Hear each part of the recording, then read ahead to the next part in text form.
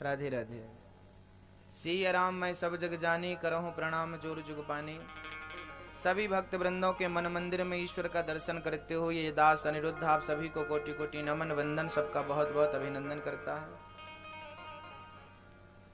भगवान की असीम अनुकंपा से हम इस धरा पर विराजमान होकर के और भगवान की कथा रसपान करने का सौभाग्य पा रहे हैं। हमारे मुख्य यजमान राजा परीक्षित बन करके, मुख्य श्रोता बन करके इस कथा में डुबकी हमारी मैया श्री पुष्पा मैया और भैया श्री संदीप जी, भैया श्री कुलदीप जी, श्री लकी जी, श्री रंजना जी और पूरा सैन परिवार, आप सभी भक्त इस कथा में डूब करके अपने जीवन को कृतार्थ कर रहे हैं। गंगा दो प्रकार की होती है। एक गंगा वो है जो बह रही है हरिद्वार में, जो गंगोत्री से निकल करके गंगा सागर जाती है, वो गंगा है। और एक ये भागवती गंगा है। एक भागीरथी गंगा, एक भागवती गंगा। भागीरथी गंगा में डूब गए तो मर गए और भागवत की गंगा में डूब गए तो तर गए। ये तारने वाली है। इस गंगा में और उस गंगा में मात्र इतना ही अंतर है कि उस गंगा में डूब जाने के बाद घर परिवार के लोग पश्चाताप करते हैं कि वहां ना गए होते तो वहां ऐसा ना होता। वहां कोई डूब जाए ना तो लोग रोते हैं। उस गंगा में कोई डूब जाए तो लोग रोते हैं, लेकिन इस भक्ति की गंगा में कोई डूब जाए तो जमाना कहता है कि देखो भगवान की भक्ति में दीवानगी तो देखो, भगवान की भक्ति का पागलपन तो देखो। इस गंगा में और उस गंगा में बहुत ज्यादा अंतर नहीं है। वो गंगा तन के मैल को धुलती है, ये गंगा मन के मैल को धुलती है। वो गंगा तन को गीला करती है, ये मन को गीला कर देती है। कल हमने सुना कि बहुत छोटी सी उम्र में ध्रुव जी ने भगवान का भजन कर लिया। भजन करने के लिए उम्र कोई निर्धारित नहीं है कि बचपन के, जवानी के, बुढ़ापा। जब भगवान में मन लग जाए तब भजन करना प्रारंभ कर दो, तब से आपका कल्याण होना शुरू हो जाएगा। वैसे आप लोगों की उम्र कितनी हो गई है मैया? ओ मैया, कितने साल की हो गई हो आप? 70 साल, 50, 40, 30 कि अभी छोटी सी हो? हाँ, उम्र कितनी है आज हम आपको बताएंगे कि आप लोगों की उम्र कितनी है। मैया ध्यान से सुनना, आप लोगों का ध्यान ना भटके, इसके लिए हमें बार बार आपके ध्यान को केंद्रित करने के लिए आपको बोलना पड़ता है कि ध्यान से सुनिए। चलिए, आज हम आपको बताएंगे कि आपकी उम्र कितनी है। आपको नहीं पता कितनी है आपकी उम्र, बता दूं मैं मैया? हम सबकी उम्र कितनी है सुन लीजिए। क्या हुआ, एक महात्मा जी थे। वो महात्मा जी भिक्षा मांगने गए, यहीं आए होंगे सदर में। भिक्षाम देही, मां भिक्षा दो। एक घर में से एक बहू निकल के आई और बहू ने कहा महाराज जी ये ले लो भिक्षा। महात्मा जी बोले बेटी तो एक काम करके मुझे पेट भर आज भोजन करा दे। वो बहू बोली महाराज मैं आपको भोजन बना के नहीं करा सकती, आप ये आटा ले लो अपना बना के खा लेना। बहू बोली महाराज जी मैं थोड़ा बिजी हूं। संत जी बोले अच्छा एक बात बता, तेरे घर में कौन कौन है? उस बहू ने कहा कि इस घर में 4 लोग हैं, मैं, मेरा पति, मेरी सास और मेरा ससुर, 4 लोग हैं। तो संत जी ने पूछ लिया यूं ही कि तेरे ससुर जी क्या करते हैं, तेरा पति क्या करता है। तो इस प्रश्न पर जो उस बहू ने जवाब दिया, शायद आप लोगों में से किसी ने वो जवाब कभी सुना ही नहीं होगा। उस बहू ने कहा कि महाराज करने की बात क्या है, अभी तो उनकी उम्र करने लायक कुछ हुई ही नहीं। अभी मेरा पति 1 साल का ही तो है और मेरी सास अभी 6 महीने की हुई है और मेरा ससुर तो अभी पैदा भी नहीं हुआ। महात्मा जी बोले मैं भूतों के घर तो नहीं आ गया। सास 6 महीने की, ससुर पैदा नहीं हुआ और इसका पति 1 साल का। तू कितने साल की है? मैं 25 साल की हूं।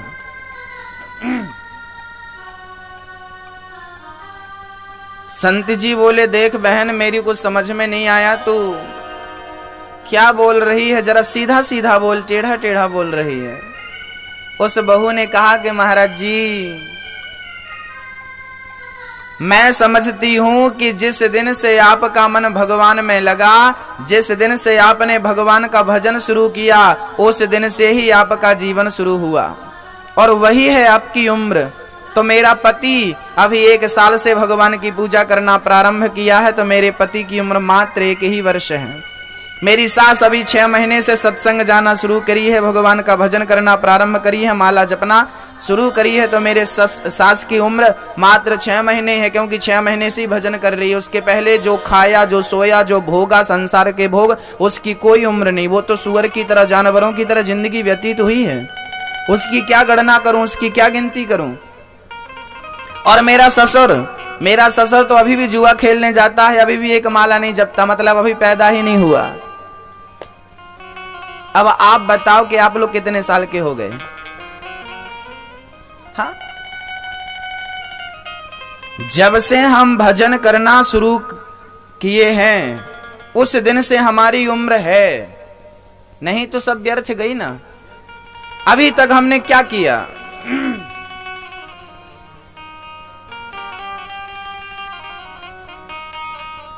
भजन करने एक महात्मा जी एक शमशान से निकल रहे थे। शमशान में हर 2 इंच के बाद एक पत्थर गड़ा था। उस पत्थर में लिखा था फलाने 20 साल में मरे, फलाने की उम्र 5 साल में इनकी मृत्यु हो गई, फलाने की 10 साल में मृत्यु हो गई, इनकी 2 महीने में मृत्यु हो गई इनकी। महात्मा जी ने देखा वहां 20 साल से ज्यादा का कोई था ही नहीं। महात्मा गांव में गए, बोले कि भाई क्या ये बच्चों का शमशान है? यहां तो कोई 20 साल से अधिक, वहीं रखो ये सब, वहीं रखो। यहां 20 साल से अधिक कोई है ही नहीं, 20 साल से अधिक किसी की उम्र है ही नहीं। गांव वाले बोले नाना ये शमशान सबका है, यहाँ बुढ़े भी जाते हैं और बच्चे भी जाते हैं, ये सबका शमशान है। तो बोले फिर यहाँ किसी की 20 साल से अधिक उम्र क्यों नहीं है? गांव वाले बोले कि हम लोग मरने वाले व्यक्ति के पुण्य को इकट्ठा करते हैं। उसने कितना भजन किया, कितना धर्म किया, धर्म में कितना समय दिया, भजन में कितना समय दिया, उस समय को इकट्ठा करके उस समय की गणना करते हैं और उस समय को ही उम्र समझ करके उसके पत्थर में लिख देते हैं। यदि इसने 7 दिन भागवत सुनी, पूरी जिंदगी में 7 दिन भागवत सुनी, तो ये केवल 7 दिन का है। 2 भागवत सुन ली तो 14 दिन का हो गया, 3 भागवत सुन ली तो 21 दिन का हो गया। तीर्थ करने गया और महीना भर लगाया तो 21 दिन और 1 महीना और जोड़ दो। इसने यदि दान किया है तो जिस दिन दान किया है वो पूरा दिन जोड़ दो। जिस दिन इसने सत्यनारायण भगवान की कथा सुनी है वो दिन पूरा जोड़ दो। 1 दिन और बढ़ गया, 1 दिन और, ऐसे करते करते कोई 2 साल का है, कोई 3 साल का है, कोई 4 महीने का है। जिंदगी तो लोग 100-100 साल की जीते हैं, लेकिन भगवान को कितना समय देते हैं वो हम इस पत्थर में लिख देते हैं कि ये भगवान को दिया हुआ समय, और यही यथार्थ उम्र है। अब आपसे मैं क्या पूछ सकता हूं कि आपकी उम्र कितनी है?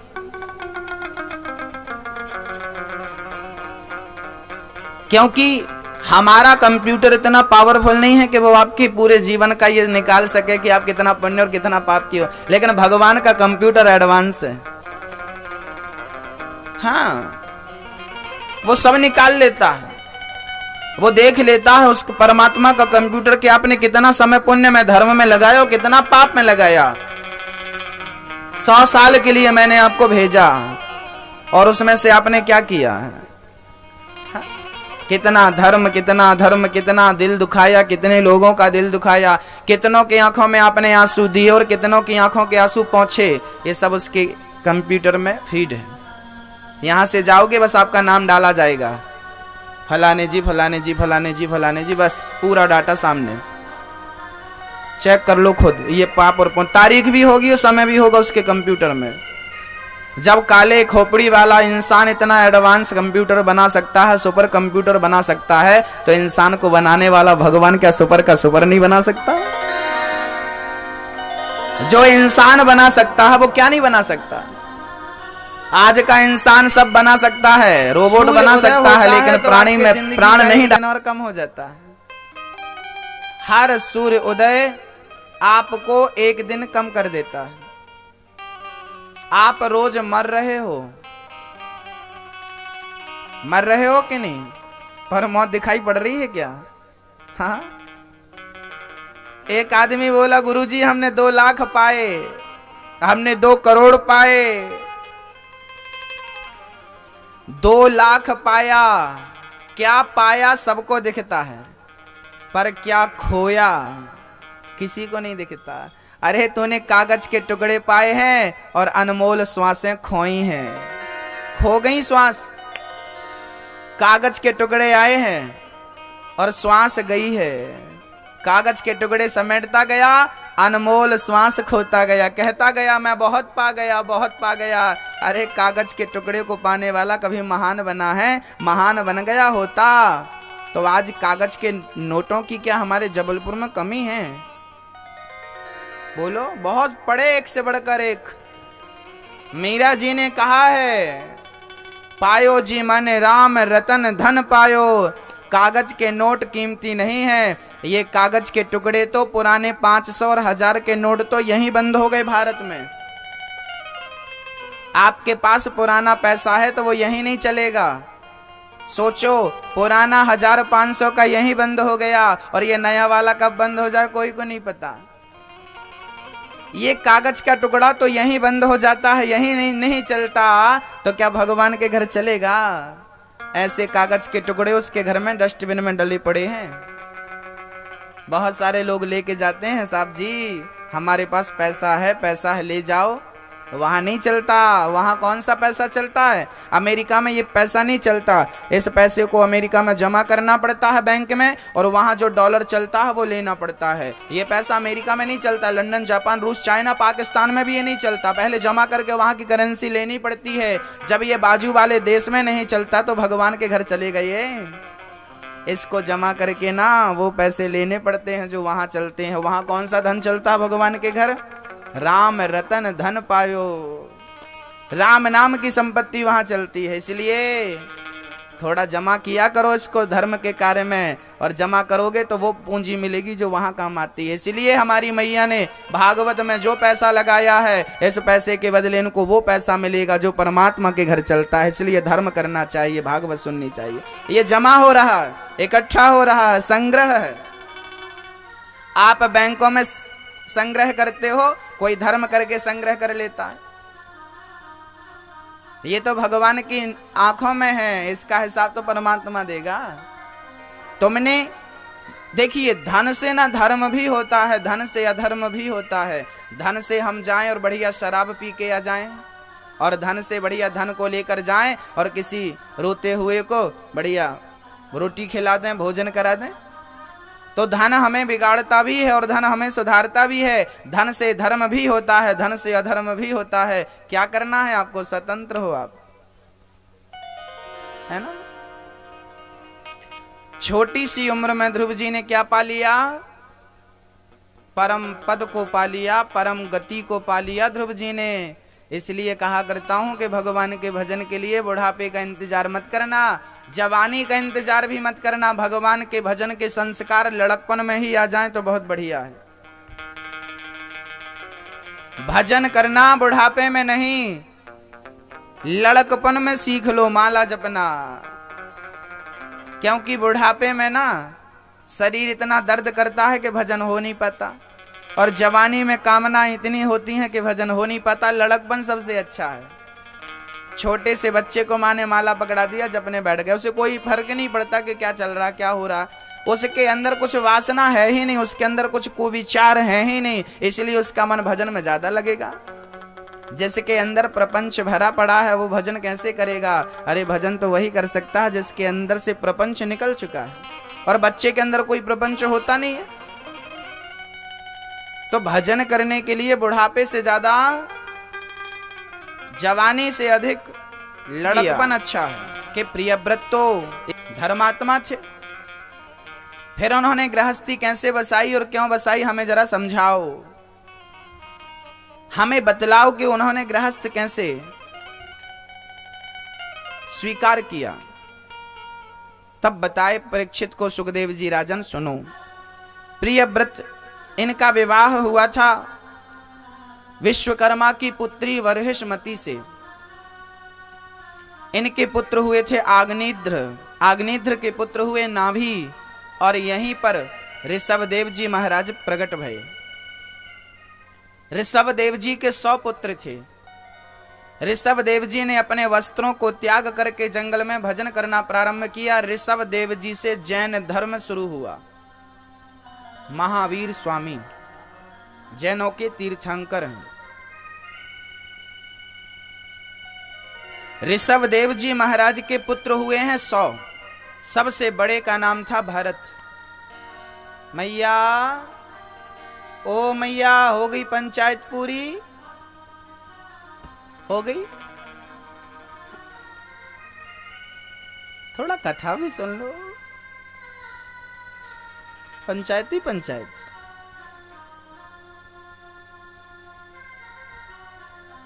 बातें पूरी नहीं होती क्यों? हमारी माताएं तो खड़ी खड़ी 1 घंटे बातें कर लेती हैं, पांव भी दर्द नहीं करते, आदत होती है। वैसे अभी बैठे हो तो हमें पता है कि आपके लिए आसान है बात करना। जब खड़े खड़े 2-2 घंटे पड़ोसन से बात कर सकती हो, वो अपने खिड़की में खड़ी, अपनी खिड़की में खड़ी, वो अपने दरवाजे में खड़ी अपने, और यहीं से 1-1 घंटे हो गए। इतने दूर से 1 घंटे गुजर गए, पास में होते तो भगवान जाने क्या होता। वो खड़े हैं तो ये हाल है, बैठे हैं तो आप लोग। इसलिए मैं आपको बोलता रहता हूं बातें मत करो, क्योंकि आप बात बैठे हो ना, और पड़ोसन भी बाजू में है। इससे अच्छा मौका और क्या हो सकता है? लेकिन यही आपका त्याग है कि पड़ोसन बाजू में बैठी है, लेकिन फिर भी आप कथा सुन रहे हो। ये आपका त्याग है, और इस त्याग में आपको खड़े उतरना है। इसलिए गप्पे बंद करो, कथा सुनो। अब नहीं करेंगे मैं ये गप्पे, मैं देखता हूं। मैंने एक आंख इस तरफ ही लगा रखी है और एक आंख इस तरफ लगाई है। सामने के लिए आंखें नहीं लगाई, क्योंकि इनको डर बना रहेगा कि महाराज जी हमको ही देख रहे हैं।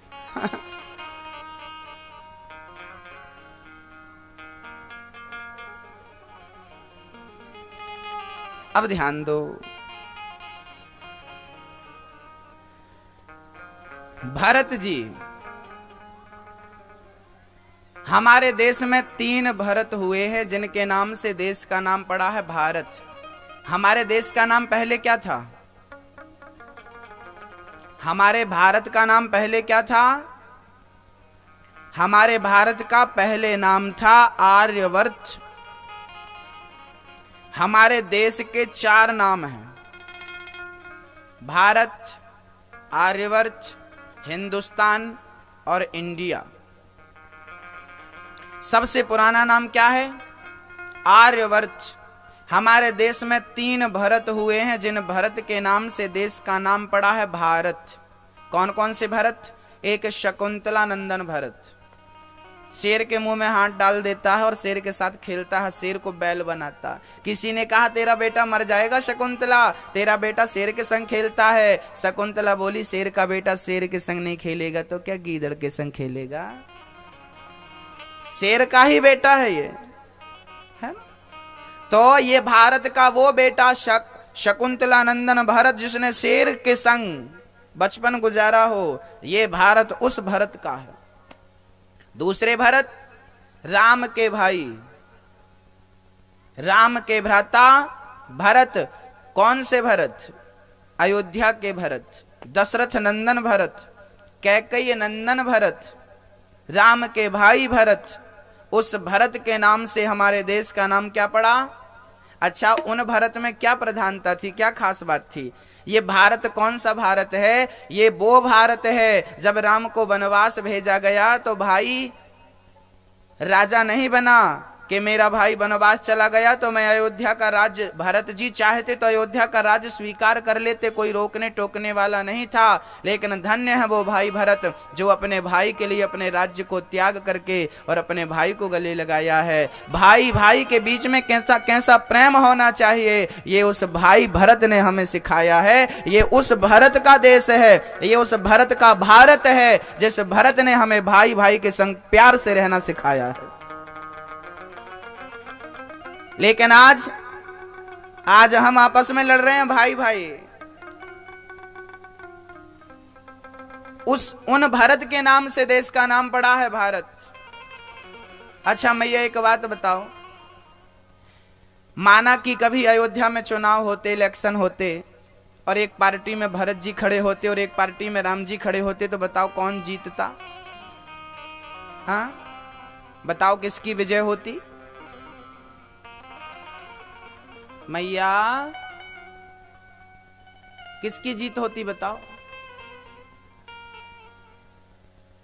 राम जी जीतते कि भरत जी जीतते? बोलो। हाँ? कौन जीतता?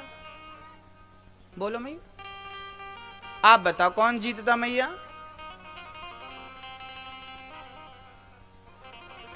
एक पार्टी में राम जी खड़े हैं, दूसरी पार्टी में भरत। यदि इलेक्शन होता तो मैं कह सकता हूं कि जीत भरत की ही होती, राम हार जाते। क्यों महाराज जी? क्योंकि अयोध्या में राम के दो लोग विरोधी थे। राम के विरोधी कितने थे? कौन कौन? हाँ? कौन कौन मैया? मंथरा और ये दो वोट ना राम को कभी नहीं मिलती, दो वोट से हार जाते। राम जी को ये दो लोग कभी वोट नहीं करते। मंथरा, अयोध्या में राम के दो लोग विरोधी थे, लेकिन एक बात बताओ कि अयोध्या में भरत का कौन विरोधी था? बताइए, भारत का कोई विरोधी था? नहीं। मानो भगवान कहना चाहते हैं कि भगवान की हार हो सकती है लेकिन भक्त की कभी हार नहीं हो सकती। भगवान हार सकता है, भगवान का मान टले तो टले पर भक्त का मान न टलते देखा। भगवान हार जाता है लेकिन अपने भक्त को कभी हारने, यह है भगवान की भगवत्ता। महाभारत के युद्ध में भगवान श्री कृष्ण ने प्रतिज्ञा करी थी, मैं अस्त्र शस्त्र नहीं उठाऊंगा। भगवान ने कहा मैं तेरे साथ लड़ूंगा, तेरे साथ रहूंगा, मैं अस्त्र शस्त्र नहीं उठाऊंगा।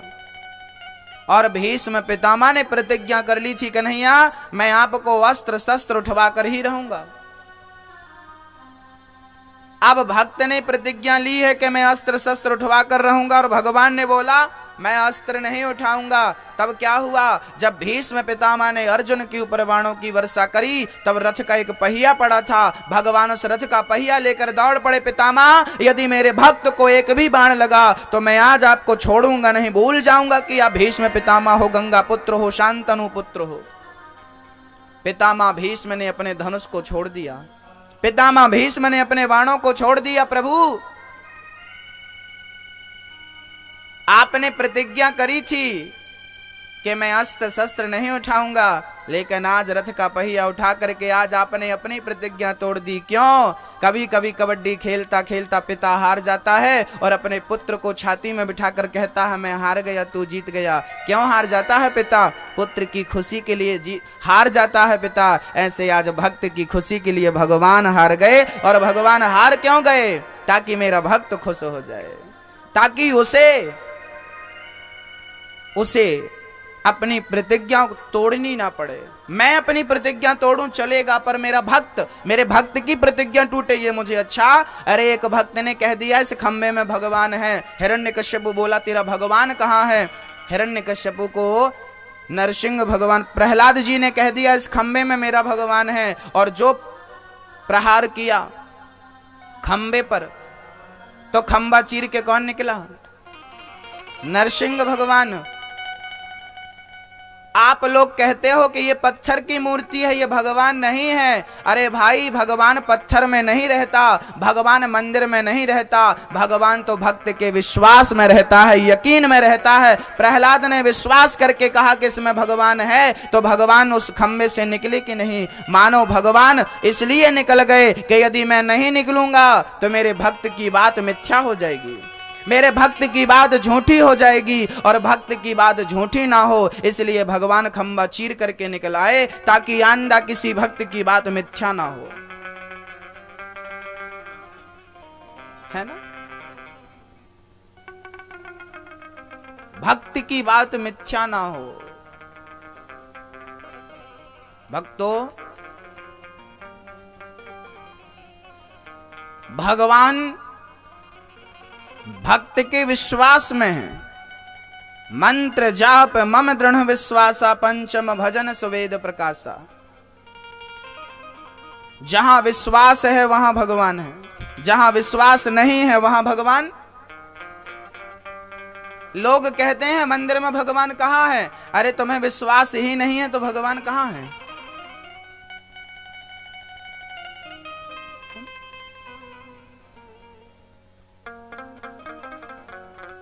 आपको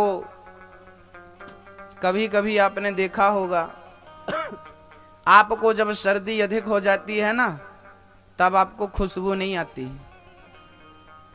जब आपका सर्दी के कारण गला बैठ जाता है, बहुत ज्यादा चिल्लाए, बहुत ज्यादा बोले, तो गले की आवाज खराश में बदल जाती है और गला चोक हो जाता है, बंद हो जाता, आवाज नहीं निकलती। देखा होगा, कभी महसूस किया होगा। सर्दी होने के कारण नाक बंद हो जाती है तो गंध का हम ज्ञान नहीं कर पाते, खुशबू पहचान नहीं पाते। बस ऐसे ही है कि नाक में शक्ति तो है खुशबू को पहचानने की, पर सर्दी के कारण पहचान नहीं हो पा रही है। ऐसे ही परमात्मा तो कण कण में, हर मंदिर में, हर घट में है, लेकिन अज्ञानता के कारण उसकी पहचान नहीं हो पा रही है। विश्वास की कमी के कारण उसकी यथार्थ पहचान नहीं हो पा रही है। यदि परमात्मा के प्रति सच्चा विश्वास होगा तो परमात्मा के मिलने में देर नहीं लगेगी, है ना? विश्वास हो ही फलदायक। भरत जी महाराज अपने भाई से इतना प्रेम करते हैं। तीसरे भरत कौन? बोले जड़ भरत, जिनकी मैं कथा सुनाने जा रहा हूं। इन 3 भरत के नाम से हमारे देश का नाम पड़ा भारत। क्या नाम पड़ा? बोलिए भारत माता की जय हो, भारत माता की जय हो। ये भारत देश उनके नाम से पड़ा। हमें गर्व है कि हम भारतवासी हैं, हम उस देश के वासी हैं जिस देश में गंगा बहती है। मां नर्मदा के किनारे हम बैठे हैं पावन धरा पर, यह बड़ा सौभाग्य है हमारा। जबलपुर को पवित्र करने वाली नर्मदा मैया है ना? जबलपुर में मां नर्मदा की कृपा है। ऐसी नर्मदा मैया जो हमें आशीर्वाद देती हैं, हमें धन धान्य से परिपूर्ण करती हैं, जल से अन्न से परिपूर्ण करती हैं ऐसी नर्मदा मैया की जय हो। भक्तों, भरत जी,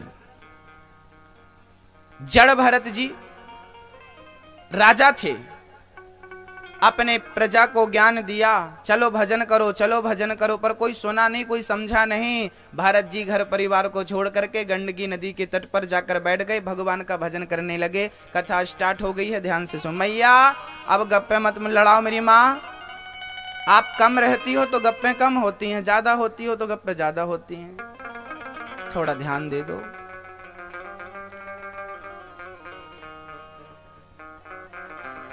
बैठते जाओ चुपचाप, जहां जगह मिले वहां बैठते जाओ। भारत जी अपना राज्य छोड़ करके, राज्य क्यों त्याग दिया? ताकि हमारा मन वासनाओं से हट जाए। गंडकी नदी के तट पर भरत जी ने तपस्या शुरू कर दी। कौन से भरत? ऋषभ देव जी के पुत्र भरत। गंडकी नदी है आजकल, गंडकी नदी पहले नेपाल भारत में था तो वो नेपाल भारत की नदी थी, आजकल वो नेपाल में है।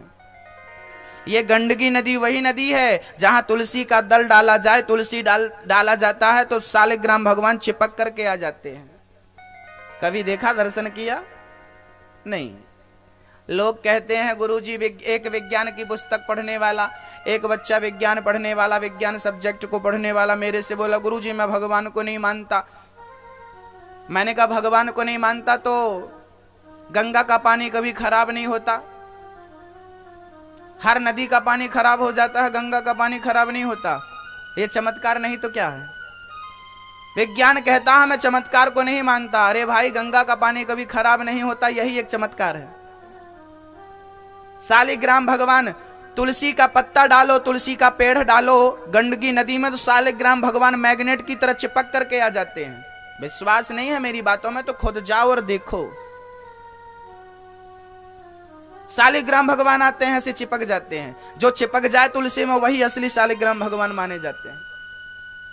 ये चमत्कार नहीं है तो क्या है? इन मूर्खों के लिए भगवान ने ये चमत्कार छोड़े हैं जो भगवान पर उंगलियां उठाते हैं कि बेटा तुमको चमत्कार के बाद यकीन हो तो इन चमत्कारों को देखकर ही यकीन कर लेना। भगवान शालिग्राम भगवान जहां उस गंडकी नदी के तट पर श्री भरत जी भजन करने बैठ गए। लेकिन एक दिन एक मृग का बच्चा पानी में बहता हुआ जा रहा था। भरत को लगा राम राम ये मर जाएगा। भरत जी ने उस बच्चे को बचा लिया। किसी की जान बचाना बुरा नहीं था, लेकिन जान बचाकर भरत जी ने क्या किया? उसे अपनी कुटिया में ले आए, उस मृग के बच्चे को उसे घास खिलाने लगे। अब माला वाला छोड़ दिया, अब उसकी सेवा में लग गए। पहले 1000 माला जपते थे, आजकल 500 माला जप रहे हैं। 500 माला का समय उस मृग के बच्चे को दे रहे हैं। अब भरत जी महाराज का क्या हुआ? मन मृग में लग गया। और क्या हुआ? जब मरने का समय आया तो उनको डर लगा कि राम राम मेरे मरने के बाद मेरे मृग का क्या होगा, पशु पक्षी खा जाएं। देखिए मोह है, मोह कब जाग जाए पता नहीं चलता। भरत जी ने घर परिवार क्यों छोड़ा? पत्नी छोड़ी, पुत्र छोड़ा, माल खजाना, प्रजा छोड़ी, राज्य छोड़ा। क्यों? ताकि मेरा मन भजन में लगे, मेरे भजन में कोई बाधा ना बने। लेकिन आज भजन में मृग बाधा बन गया, मृग में मन लग गया। और भरत जी मृग का चिंतन करते करते बेचारे प्राण निकलने को आए और वो मृग को ही देख रहे हैं। मृग को देखते देखते प्राण निकल गए। मृग को जाते ही भरत जी मरे तो मृग का चिंतन करते करते मृग मृग मृग मृग मृग मृग करते करते प्राण चले गए, मर गए। यमराज के पास पहुंचे। यमराज ने कहा चलो इसका खाता वही निकालो, देखो मरते समय इसने किसका ध्यान किया है। शास्त्र कहते हैं अंते या मति सा गति, मरते समय हमारी मति जैसी होती है हमारी गति वैसी हो जाती है। इसलिए मरते समय संभालो अपनी मति को। 2 प्रकार के कैमरे आपने देखे होंगे। एक कैमरा वो होता है जो आपके मोबाइल में है, जिससे आप सेल्फी लेते हो। वो कैमरा जो होता है ना बाहर को देखता है, वो आपकी मुस्कान देखता है, वो आपके फेस को देखता है। उस कैमरे से बाहर की तस्वीरें निकाली जाती हैं।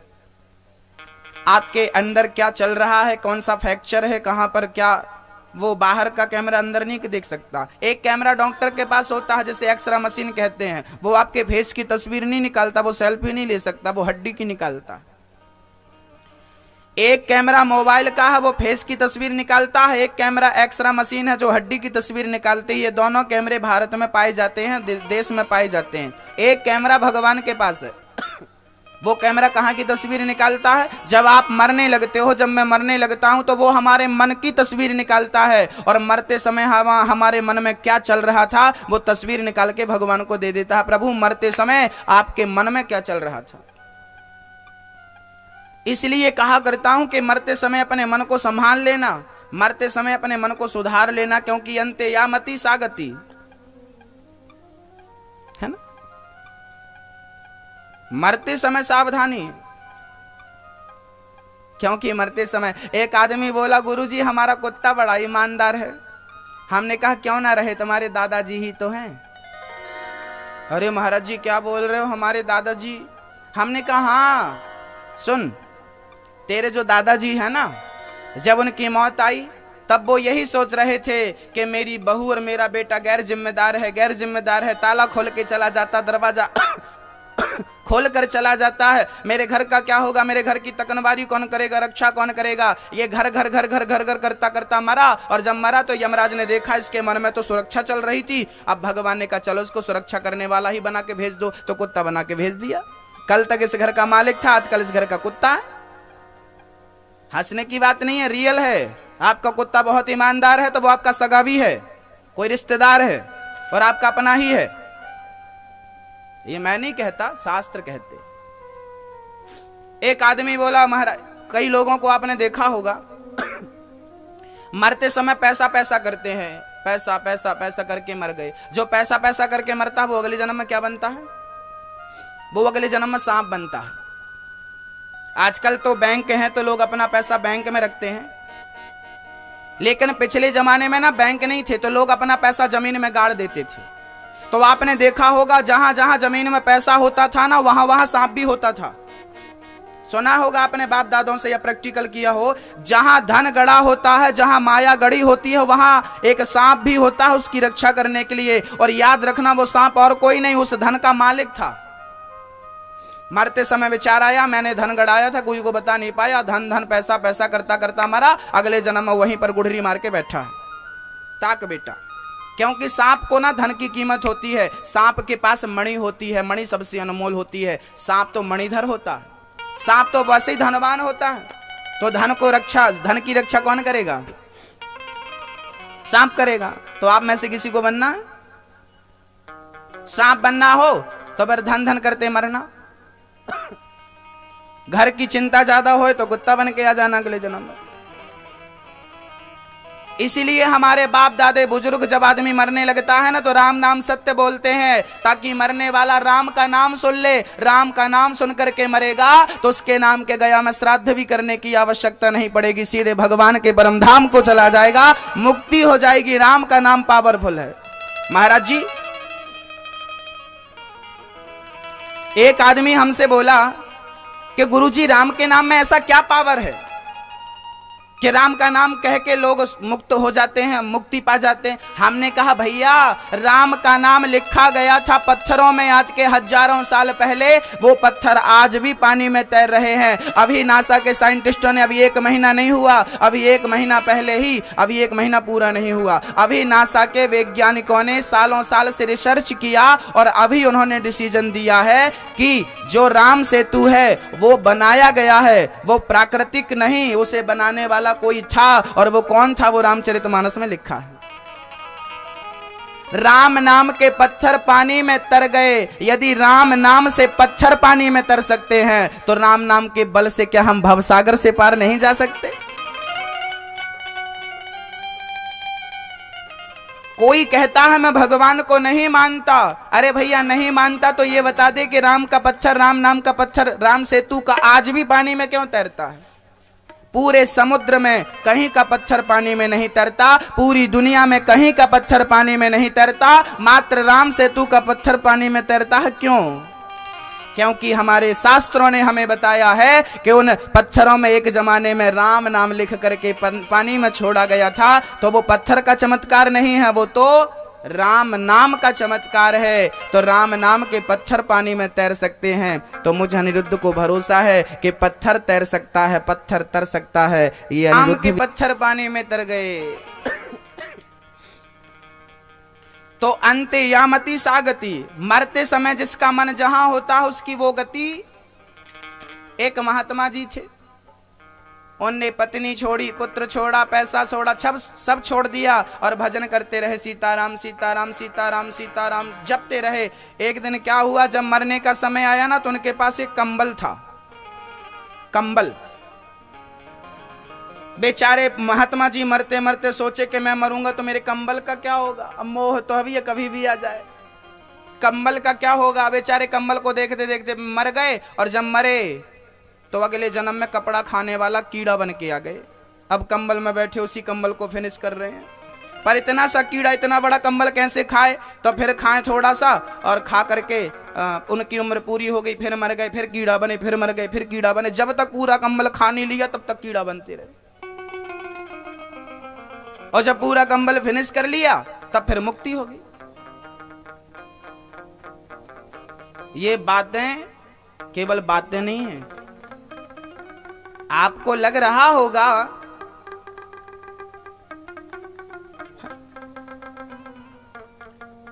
हमारे बीच में भैया श्री माननीय विधायक श्री अशोक रोहाणी जी यहां उपस्थित हैं। जोरदार ताली बजाकर आपका स्वागत करें। अनमोल समय आपने अपना दिया है, स्वागत है आपका। बोलिए कृष्ण कन्हैया लाल की जय हो। भरत जी महाराज मृग का चिंतन करते करते प्राण त्यागते हैं। इसलिए शास्त्र कहते हैं कि मरते समय परमात्मा का स्मरण कर लेना। भगवान के नाम में बड़ी ताकत है। मरते समय संसार याद ना आए, मरते समय भगवान याद आ जाए, यही इस मनुष्य के जीवन की सार्थकता है, सफलता है। कौन याद आए मैया? भगवान याद आए, सफलता है ये। भारत जी मृग का चिंतन करते करते मरे तो मृग बन कर आ गए। तुलसी मृग संयोग से भरत धरे मृग देह, तुलसी उनकी कौन गति जो घर घर कनत स्नेह। भक्तों, एक मृग में मन लगाया भरत जी ने तो मृग बन के आए, और आप लोगों ने तो कहां कहां अपने मन को लगाया है। क्या गति होगी, क्यों क्या बनेंगे हम भगवान जाने।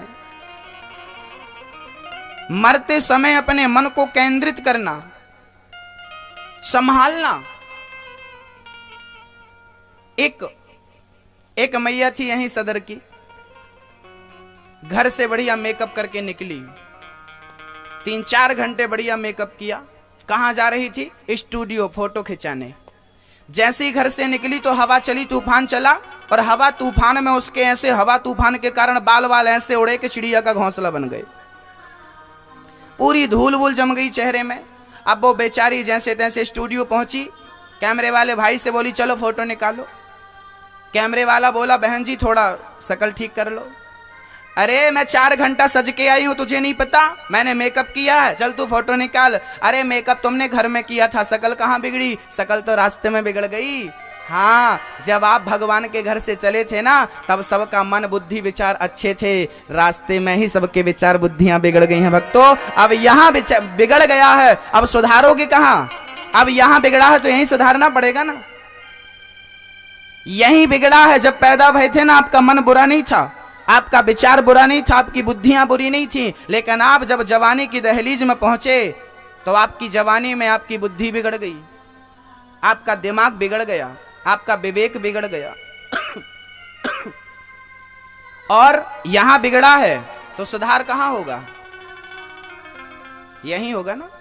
ये मन आपको डुबा देगा और ये मन आपको पार लगा देगा। कैसे? बोले एक नाव है, नाव में आपने देखा होगा पत्थर का, लोहे का एक टुकड़ा पानी में डूब जाता है, लोहे का एक टुकड़ा पानी में डूब जाता है, लेकिन वही लोहा जब नाव में जड़ जाता है, नाव में लग जाता है, समुद्री जहाजों में तो टनों से लोहा लगा रहता है।